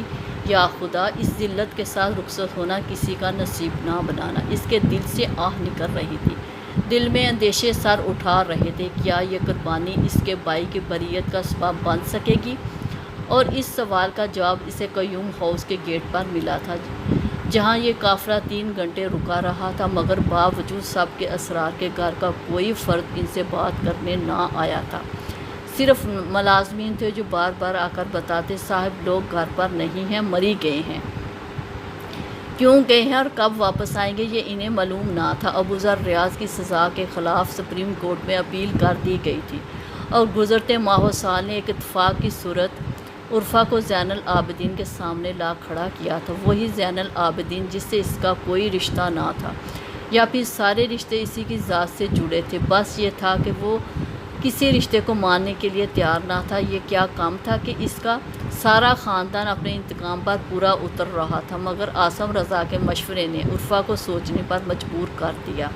क्या पता इसकी बात सुनकर वो कम से कम अपने रवैये के बारे में सोचने पर मजबूर हो जाए। वो एडमन ऑफिस के बाहर बागीचे में खड़ी पौधों के पत्ते नोच नोच कर फेंक रही थी। इस इज़्तिराब का ये आलम था कि इसे ख़ुद भी अपनी हालत का एहसास तक ना था। काफ़ी देर से वो इंतज़ार में खड़ी थी कि ऑफिस खाली हो तो वो अंदर जाकर बात करे। बेटा आप यहाँ क्यों खड़ी हैं? चौकीदार काफ़ी देर से इसे यहाँ खड़ा देख रहा था, सो इसके पास आकर पूछ बैठा, कुछ नहीं बाबा जी, मुझे सर से बात करनी है, तो आप अंदर चली जाए ना। चौकीदार के कहने पर वो नचार ऑफिस की तरफ बढ़ी, मगर अंदर बैठे 2-3 स्टूडेंट को देखकर अंदर जाने के बजाय ऑफिस के सामने से गुजरकर आगे चली गई। तो चौकीदार ने इसे हैरत से देखा था और कंधे उचकाकर वापस बेंच पर जा बैठा था। थोड़ी देर बाद वापस पलटी स्टूडेंट्स ऑफिस से निकल रहे थे। काफ़ी हौसले का मुजाहरा करते हुए इसने ऑफिस के अंदर कदम रखा था। सर मैं अंदर आ सकती हूँ? नो, इसने फॉर्मेलिटी के तौर पर कहा था, मगर ज़ैनुल आबिदीन का एक लफ्ज़ इनकार सुनकर वो जहाँ की तहाँ रह गई। सर मुझे आपसे बात करनी है, इसने वहीं खड़े खड़े वजाहती अंदाज में कहा, और मुझे आपकी कोई बात नहीं सुननी, साबका लहजे में कहते हुए इसने टेबल पर रखे फ़ोन सेट का रिसीवर उठाकर नंबर डायल करना शुरू किया। तो उर्फ़ा वापसी के लिए मुड़ गई। इसकी ज़िंदगी में अमीन का पंछी ना पहले था ना अब, लिहाजा इसके उड़ने का तो सवाल ही पैदा ना होता था। ज़िंदगी बस वैसी ही थी जैसे पिछले 3 साल से, अजियत की भट्टी में सुलगती नाउमीदी के दामन में पनाह लेती हुई, आने वाले वक़्त के खौफ में जकड़ी हुई, किस्मत के अंधेरों से उलझती हुई, और इन अंधेरों में उम्मीद का चिराग रोशन करने वाला कोई ना था। अवार्ड सेरेमनी फंक्शन की डेट फिक्स होते ही मैडम मायरा ने इन सब को तलब किया था। बच्चों आप लोगों को पता है ना, कॉलेज का एनुअल फंक्शन सर पर है। यस मैम, हमने ड्रेसेस सिलवाना शुरू कर दिए हैं, निमरा ने बाइज्जत कहा था। वैरायटी शो की कंपेयरिंग के लिए एक तो आपके भाइयों में से होगा, एक आप लोगों में से होगा। मेरा तो कोई भाई है ही नहीं, फिज़ा ने परेशानी से आंखें हिलाकर सरगोशी में कहा था। बदतमीज़, क्लास फेलो को भाई कह रही हैं, उर्फ़ा ने कहा था। को एजुकेशन में हम भला भाइयों के साथ पढ़ने आए हैं? कमाल है आप सबको, आप सब लोग लवर्स बनते जा रहे हैं। इसने खामोशी, इनकी खामोशी, इतनी खामोशी क्यों है? मैडम ने हैरत से कहा। ये फ़िज़ा बहुत बोलती है मैडम। नो नो, मैं बिल्कुल नहीं बोलती, और आइंदा तो बिल्कुल नहीं बोलूँगी, आई प्रॉमिस। मुझे ये सज़ा ना दी जाए बोलने की। फ़िज़ा ने फ़ौरन डरने की एक्टिंग, तो मैडम ने घूर कर देखा। शबनम ठीक रहेगी मैम, इसमें बहुत कॉन्फिडेंस है, और मैम प्लीज़ मुझे घर से अलाउ ही नहीं है, इसने फ़ौरन टोका था। उर्फ़ा ना सिर्फ अच्छा बोलती है बल्कि रीजनल लेवल पर है और डिबेटर भी रह चुकी है। फ़िज़ा ने इज़हार ख्याल किया था। मैम मेरा तो फंक्शन में आने का इरादा ही नहीं, मेरा ख्याल है मैं कंपेयरिंग कर लूँगी, अगर कोई कमी शमी हुई तो साथ प्रिंसिपल साहिब को ले लूँगी, आप लोग आराम से तशरीफ़ रखिएगा। मेहमान खुसूसी के साथ मैडम मायरा को हकीकतन गुस्सा आ गया था। प्लीज़ डोंट माइंड मैम, हम अभी आपको डिसाइड करके बता देते हैं। सबसे पहले उर्फ़ा ने माजरत ख्वाना अंदाज में कहा था। ओके आप लोग जा सकते हैं, मैडम ने हनूस फूले मुंह के साथ कहा, तो वो एक दूसरे को घूरती हुई बाहर चली गई, और सब के पास एक से बढ़कर एक बहाना था। सबका इसरार था कि उर्फ़ा डिबेटर रह चुकी है, लिहाजा ये काम सिर्फ इसके बस का था, और जहाँ तक मटीरियल लिख कर देने की बात है तो वो हम मिलकर लिख देंगे, तुम्हें सिर्फ स्टेज पर बोलना होगा, क्योंकि ये हमारे बस की बात नहीं है। उर्फ़ा जिसने बहुत कॉन्फिडेंस के साथ प्रोग्राम की इब्तिदा में माइक संभाला था, जैसे अपनी सारी चौकड़ियाँ भूल बैठी थी। कारी मुजाहद के ज़रा से देर से आने पर یا پھر زین العابدین کے ایک فقرے نے اسے جو اپنی نفرت کا اظہار کا کوئی موقع خاص سے نہ جانے دیتا تھا، چاہے اس کی تنفر بری نکاحیں ہوں یا پھر کوئی تنزیہ استزائیہ فقرہ۔ مولوی صاحب میرا نکاح پڑھانے گئے ہیں، دیر سے آئیں گے۔ کوئی نہیں جانتا تھا کہ یہ فقرہ کس کے لیے تھا اور جس کے لیے تھا اس کے ارد گرد گونج رہا تھا۔ ورائٹی شو کے اختتام پر ڈنر تھا اور الگ تھلگ کونے میں ایک ٹیبل پر آ کر بیٹھ گئی تھی، جبکہ باقی سب خوش گپیوں میں مگن پلیٹیں لیے ادھر ادھر پھر رہی تھی۔ ویٹر نے ایک دو بار آ کر اس کے پاس پوچھا، مگر اس نے نفی میں سر ہلا دیا تھا۔ مہمانوں کے درمیان پھرتے زین العابدین کی نظر اس ٹیبل پر پڑی جہاں وہ ارد گرد سے بے نیاز بیٹھی تھی اور ایک استزائیہ مسکراہٹ اس کے لبوں پر پھیل گئی۔ تبھی اس نے عرفہ کو خاموشی سے باہر کی طرف کھسکتے دیکھا تو اس کی فخریہ مسکراہٹ انچنبے میں بدل گئی۔ وہ جانتا تھا کہ تمام فیمیل اسٹوڈنٹ ہاسٹل کی گاڑی میں آئی تھیں، اب یوں اکیلے رات کے وقت بحفاظت ہاسٹل پہنچ جائے گی۔ یہ بات اس کے سوچنے کی نہیں تھی، مگر وہ سوچ رہا تھا، اور پھر بلا سوچے سمجھے فنکشن کو ادھورا چھوڑ کر پارکنگ سے عجلت میں گاڑی نکال کر روڈ پر ڈال دی تھی، اور جب وہ اسے روڈ کنارے جاتی دکھائی دی تو بے اختیار ہی اس کے پاؤں بریک پر پڑے تھے۔ وہ گاڑی کے یوں اچانک پاس رکنے پر تیزی سے دور ہوئی، پھر حیرت سے اسے دیکھنے لگی تھی۔ گاڑی میں بیٹھو، وہ فرنٹ ڈور کھول کر دوستی سے کہہ رہا تھا، اور گاڑی میں بیٹھتے ہی عرفہ کے دماغ نے فوراً کام کرنا شروع کر دیا تھا۔ ہوٹل سے ہاسٹل کا فاصلہ محض آدھے گھنٹے کا، 15 منٹ گزر چکے تھے۔ آئی تھنک آپ کا ہاسٹل آ چکا ہے۔ وہ 15 منٹ بھی گزر گئے، بلکہ عرفہ نے سوچنے میں ضائع کر ڈالے تھے، اور اگر کوئی لمحہ بچا بھی تھا تو وہ اسے ضائع ہرگز نہیں کرنا چاہتی تھی۔ سر آپ میری بات سنیں پلیز، آپ اتریں، گاڑی سے مجھے واپس جانا ہے، اتنی انتہائی بدتمیزی سے کہا تھا۔ نہیں اتروں گی جب تک آپ میری بات نہیں سنیں گے، اس نے ہر درمی سے کہا تو وہ بے بسی سے اسے دیکھ کر رہ گیا۔ اوکے، آپ نے جو بکواس کرنی ہے کریں، میں سن رہا ہوں۔ میرے بھائی کی غلطی نہیں تھی، وہ عمر کو جانتے بھی نہیں تھے، اس نے ایک سال سے مسلسل میرا جینا دوبر کر رکھا تھا۔ اس روز اس نے وہ انتہائی تیز رفتاری سے اسے بتاتی چلی گئی۔ سر اگر آپ کو یقین نہیں آ رہا تو کوچ کے ڈرائیور اور کنڈکٹر سے مل کر پوچھ لیں، انہوں نے بھی بار بار عمر کو سمجھانے کی کوشش کی تھی کہ اس کا رویہ انتہائی غیر مناسب ہے۔ پتہ نہیں زین العابدین نے اس کی بات کو سنا تھا یا نہیں، مگر وہ سب کچھ کہنے کے بعد ہی گاڑی سے اتری تھی، اور زین اگلے کئی دنوں تک اپنے ہی رویے پر الجھن کا شکار رہا تھا۔ بھلا اسے کیا ضرورت پڑی تھی کہ عرفہ دن کو اکیلی نکلے یا رات میں اس کے پیچھے جانے کی کوئی تک بنتی تھی۔ ایڈمن آفس میں ہلکے پھلکے ماحول میں فارم فل ہو رہے تھے۔ کلرکل سٹاف کی موجودگی میں لڑکیوں کا ایک گروپ اپنے ایگزامس فارم فل کر رہا تھا۔ لیجیے جی، آپ کا فارم ہوا مکمل، اب یہاں سگنیچر بھی کر دیں۔ ایڈوکیٹ زین نے ایک نظر تمام ڈاکومنٹس پر ڈال کر نادیہ سے سائن کرنے کو کہا تھا، اور جب اس نے سائن کر کے پیپر اس کی طرف واپس بڑھائے تو وہ ایک بار پھر دیکھنے لگا کہ شاید کوئی کمی رہ گئی ہو۔ ویسے نادیہ، آپ کا آئی ڈی کارڈ شو کرتا ہے کہ آپ کچھ زیادہ ہی پرانی ہیں، اس نے شگفتہ لہجے میں نادیہ کو مخاطب کیا تھا۔ نادیہ LLB کی اسٹوڈنٹ میں سب سے میچور تھی، اور وجہ بھی یہی تھی کہ وہ اردو میں ایم فل کرنے کے بعد سے لا کرنے کا شوق چڑھا تھا۔ تمام لڑکیوں کے چہروں پر دبی دبی مسکان آ گئی۔ سر آپ اتنی بھی پرانی نہیں ہوں، آپ سے تو تھوڑی کم پرانی ہوں، نادیہ نے بظاہر بنا مان کر کہا تھا۔ اف نادیہ، میں مانتا ہوں کہ میں نے بہت غلط بات کی، مگر آپ نے تو حد ہی کر دی۔ سر میں نے حد کر دی ہے تو نکالیں ذرا اپنا ID کارڈ، اس نے تنگ کر کہا تھا۔ ID کارڈ تو میرا گھر رہ گیا ہے، اس نے انتہائی ہوشیاری کا مظاہرہ کیا تھا۔ سر آپ اتنے پرانے ہیں کہ آپ کا ID کارڈ گھر پر رہ گیا ہے، اسما نے انتہائی معصومیت سے سوال کیا تو کلرکل سٹاف سمیت تمام لڑکیاں کھلکھلا اٹھی تھیں۔ ویسے آپ کے بچے بھی ہماری طرح بہت اچھا پڑھ رہے ہوں گے، ہے نا سر؟ زنیرہ کے غودی پن سے اتنے نیاب سوال کی توقع ہی کی جا سکتی تھی۔ بھلا یا اللہ، میں ان لڑکیوں کو کیوں چھیڑ بیٹھا؟ ایڈوکیٹ زین العابدین نے مصنوعی بیچارگی کے ساتھ خود کو کوسا تھا۔ زنیرہ بی بی، مجھے یہ بھی نہیں پتہ عالم بلا میں میرے کتنے بچے ہیں دنیا میں آنے کو تیار پھر رہے، آپ نے ان کی اسٹڈی کا بھی پتہ کر لیا؟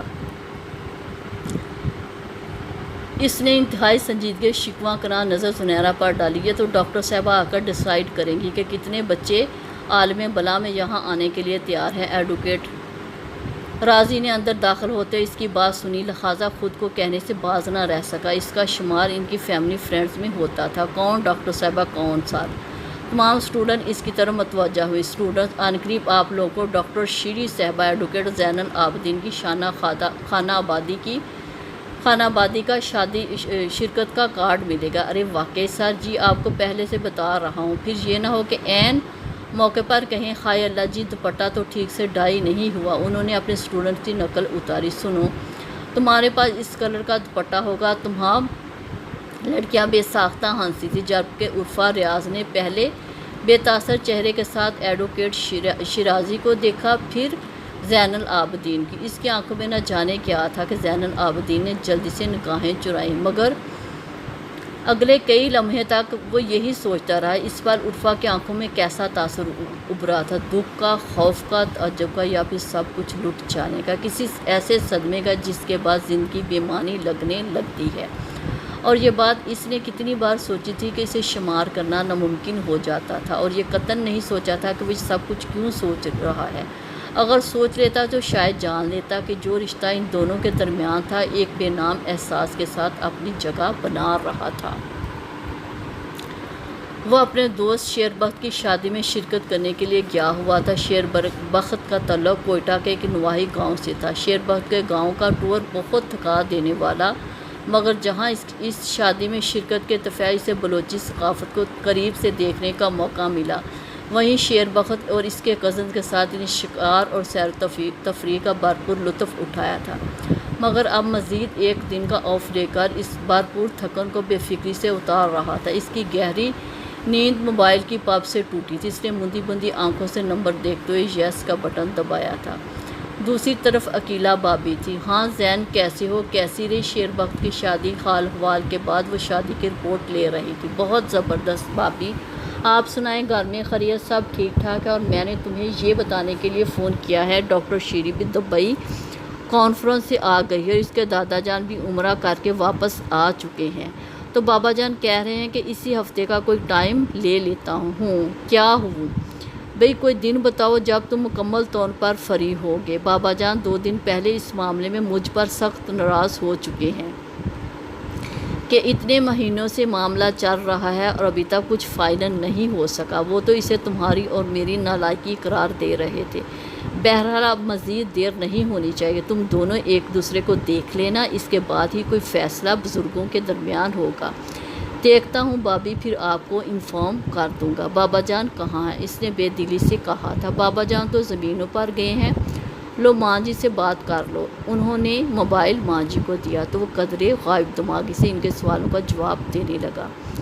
دمادم مست قلندر کی دھن پر ناچتے گاتے بدمست درویش شام کے اس شور شرابے میں گرد و پیش سے بے نیاز جھوم رہے تھے۔ زائرین کی ٹولیاں آتی جاتی سلام کر کے پلٹ رہی تھیں۔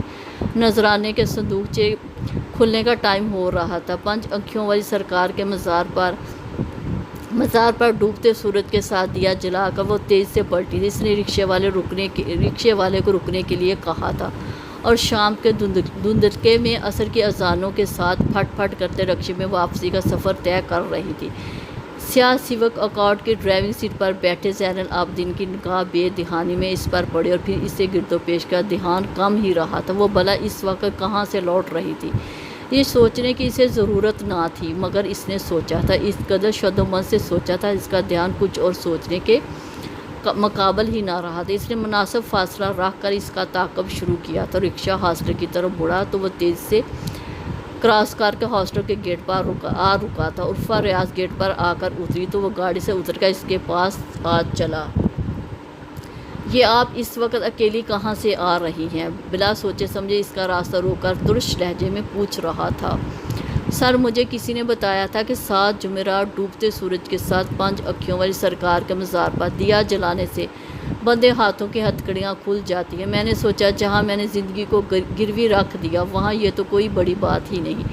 زین العابدین لاجواب ہو کر کھڑا رہا، اور وہ اندر جا چکی تھی، مگر واپس پلٹنا اس کے لیے اتنا آسان نہیں تھا، اور واپس پلٹنے کے بعد بھی وہ بہت دیر تک حساب کتاب کرتا رہا۔ اس نے واپسی کے سفر میں عرفہ کو موسیٰ کھیل کے قریب دیکھا تھا، اور 5 آنکھوں والی سرکار کا مزار تو بہت آگے تھا، شاید 15-20 کلومیٹر۔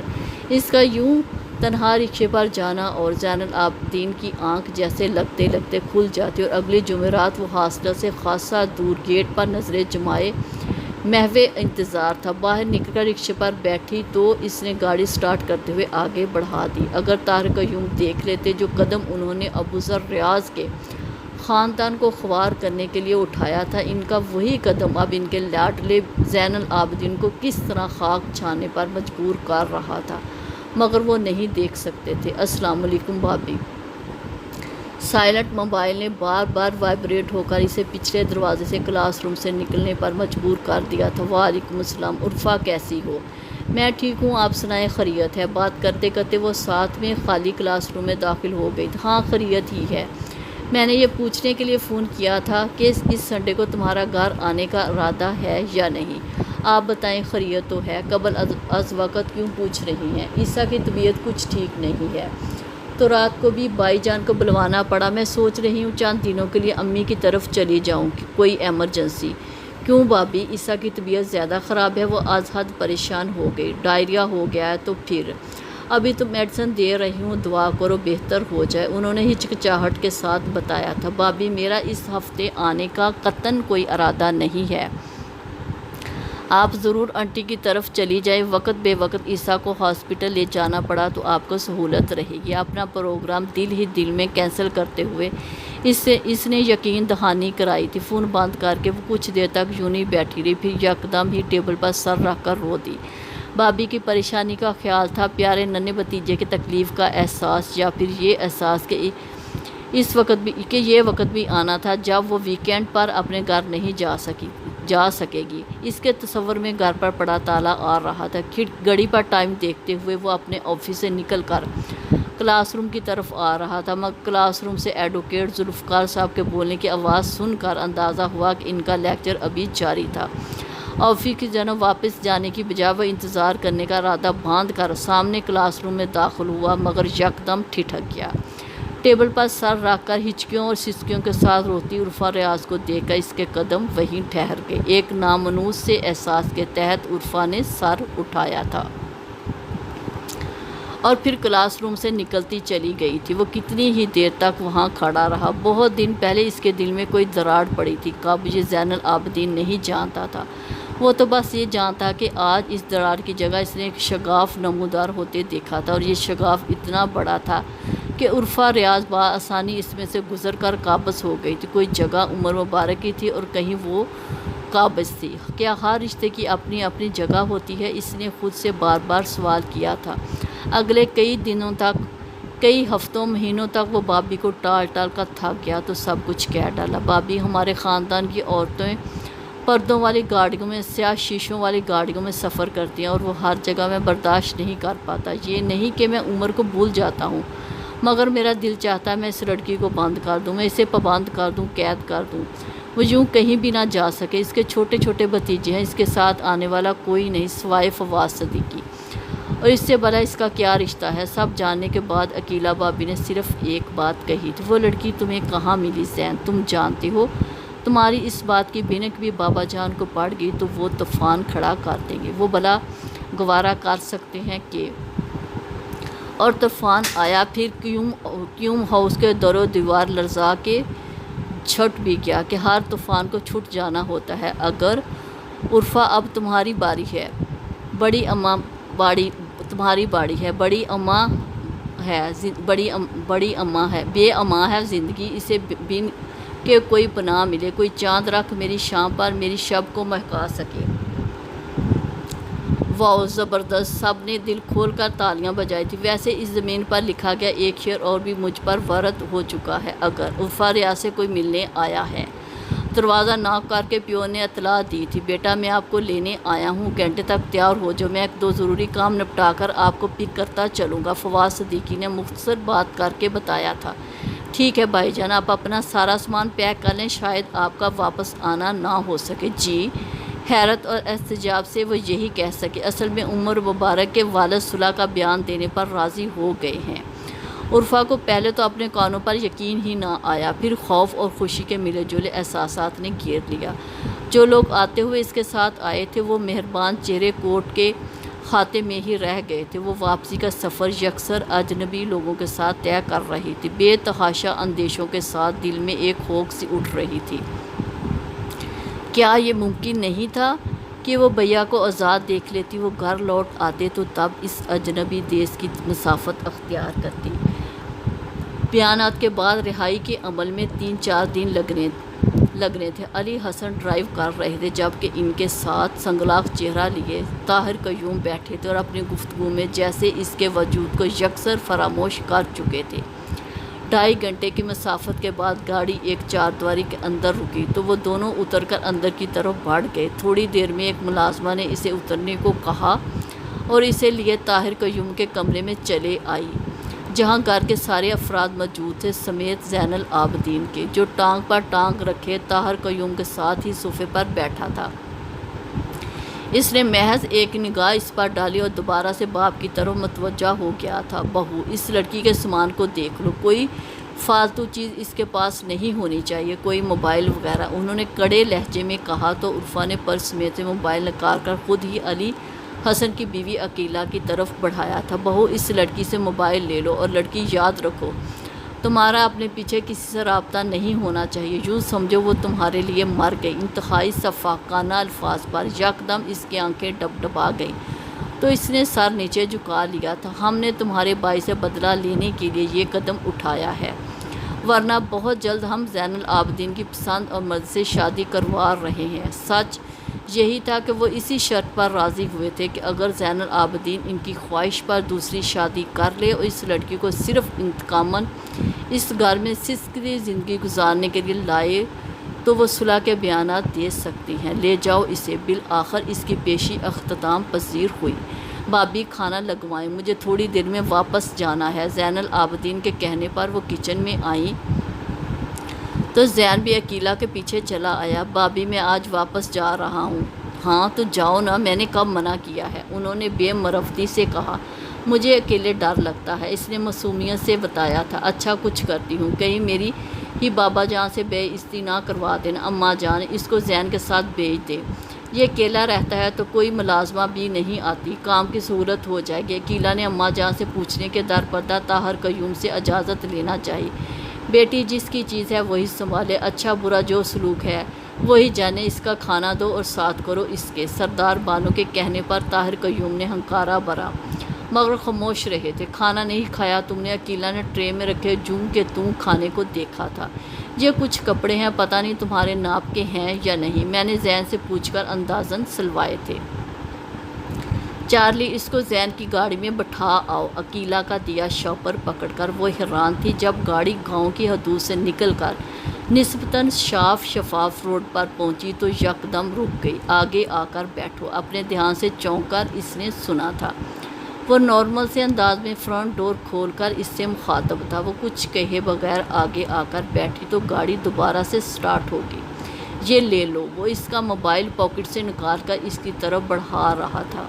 عرفا نے حیرت سے اسے دیکھا تھا۔ میں یہ تو نہیں کہوں گا کہ میرے دل میں تمہارے بھائی کی بہت گنجائش ہے، اور مجھے نہیں لگتا جب تک مجھے عمر یاد رہے گا تب تک کوئی گنجائش نکلے گی، مگر میں تمہیں اپنے رشتوں سے ملنے اور رابطہ رکھنے سے نہیں روکوں گا، البتہ اتنا محتاط رہنا کہ بابا جان کو پتہ نہیں چلنا چاہیے۔ فی الحال فون پر ہی بات چیت کر لینا۔ اور عرفا کچھ بول نہ سکی، بس اس کے زردی کھنڈے چہرے پر زندگی دوڑنے لگی تھی۔ اور بابا جان نے تم سے جو کہا اس کے لیے بہت بہت معذرت، آئندہ کسی دوسرے کی باتوں پر مت رونا۔ تمہاری آنسو مجھے ہارنے پہ مجبور کر دیتے ہیں، اور جو چیز ہمیں ہارنے پر مجبور کر دے وہ بالکل اچھی نہیں لگتی۔ عرفا کو لگا اس کی زندگی میں اتنا حیرت بھرا دن کبھی نہیں آئے گا۔ تمہارے لیے میرے دل میں ابھرنے والا پہلا احساس عزت کا تھا، اور یہ احساس کب محبت میں بدل کر مجھے بے بس کر گیا مجھے پتہ نہیں چلا۔ اور وہ اس کا گود میں درا ہاتھ پکڑ کر اسٹیئرنگ میں رکھ کر کہہ رہا تھا، تم میری عزت، محبت اور خواہش تو ہو، مگر انتقام ہرگز نہیں۔ تم کچھ کہو گی نہیں؟ وہ پوچھ رہا تھا۔ عرفا کا دل چاہا وہ کہے، تمہارے لیے میرے دل میں ابھرنے والا پہلا احساس عزت کا تھا۔ ملنا تمہارا مجھ سے کوئی حادثہ نہ تھا۔ عرفہ کا دل چاہا وہ کہے، ملنا تمہارا مجھ سے کوئی حادثہ نہ تھا، یہ کارنامہ دل کا کرشمہ دعا کا تھا۔ وہ گنگ سی خاموش تھی، مگر اسے یقین تھا یہ سفر زندگی بھر کا تھا، اور کبھی نہ کبھی وہ دل کو چھو لینے والے ان الفاظ کے سہارے اپنے جذبات کا اظہار کر سکے گی۔ ڈھلتی دوپہر کے سائے لمبے ہو کر ماحول کو ٹھنڈک بخش رہے تھے۔ گاڑی کے باہر کا موسم جتنا سہانا تھا، اندر کا اس سے زیادہ خوشگوار۔ ان دونوں کے دل اس سہانے موسم کی لے پر یکساں تال سے دھڑک رہے تھے۔ ختم شد۔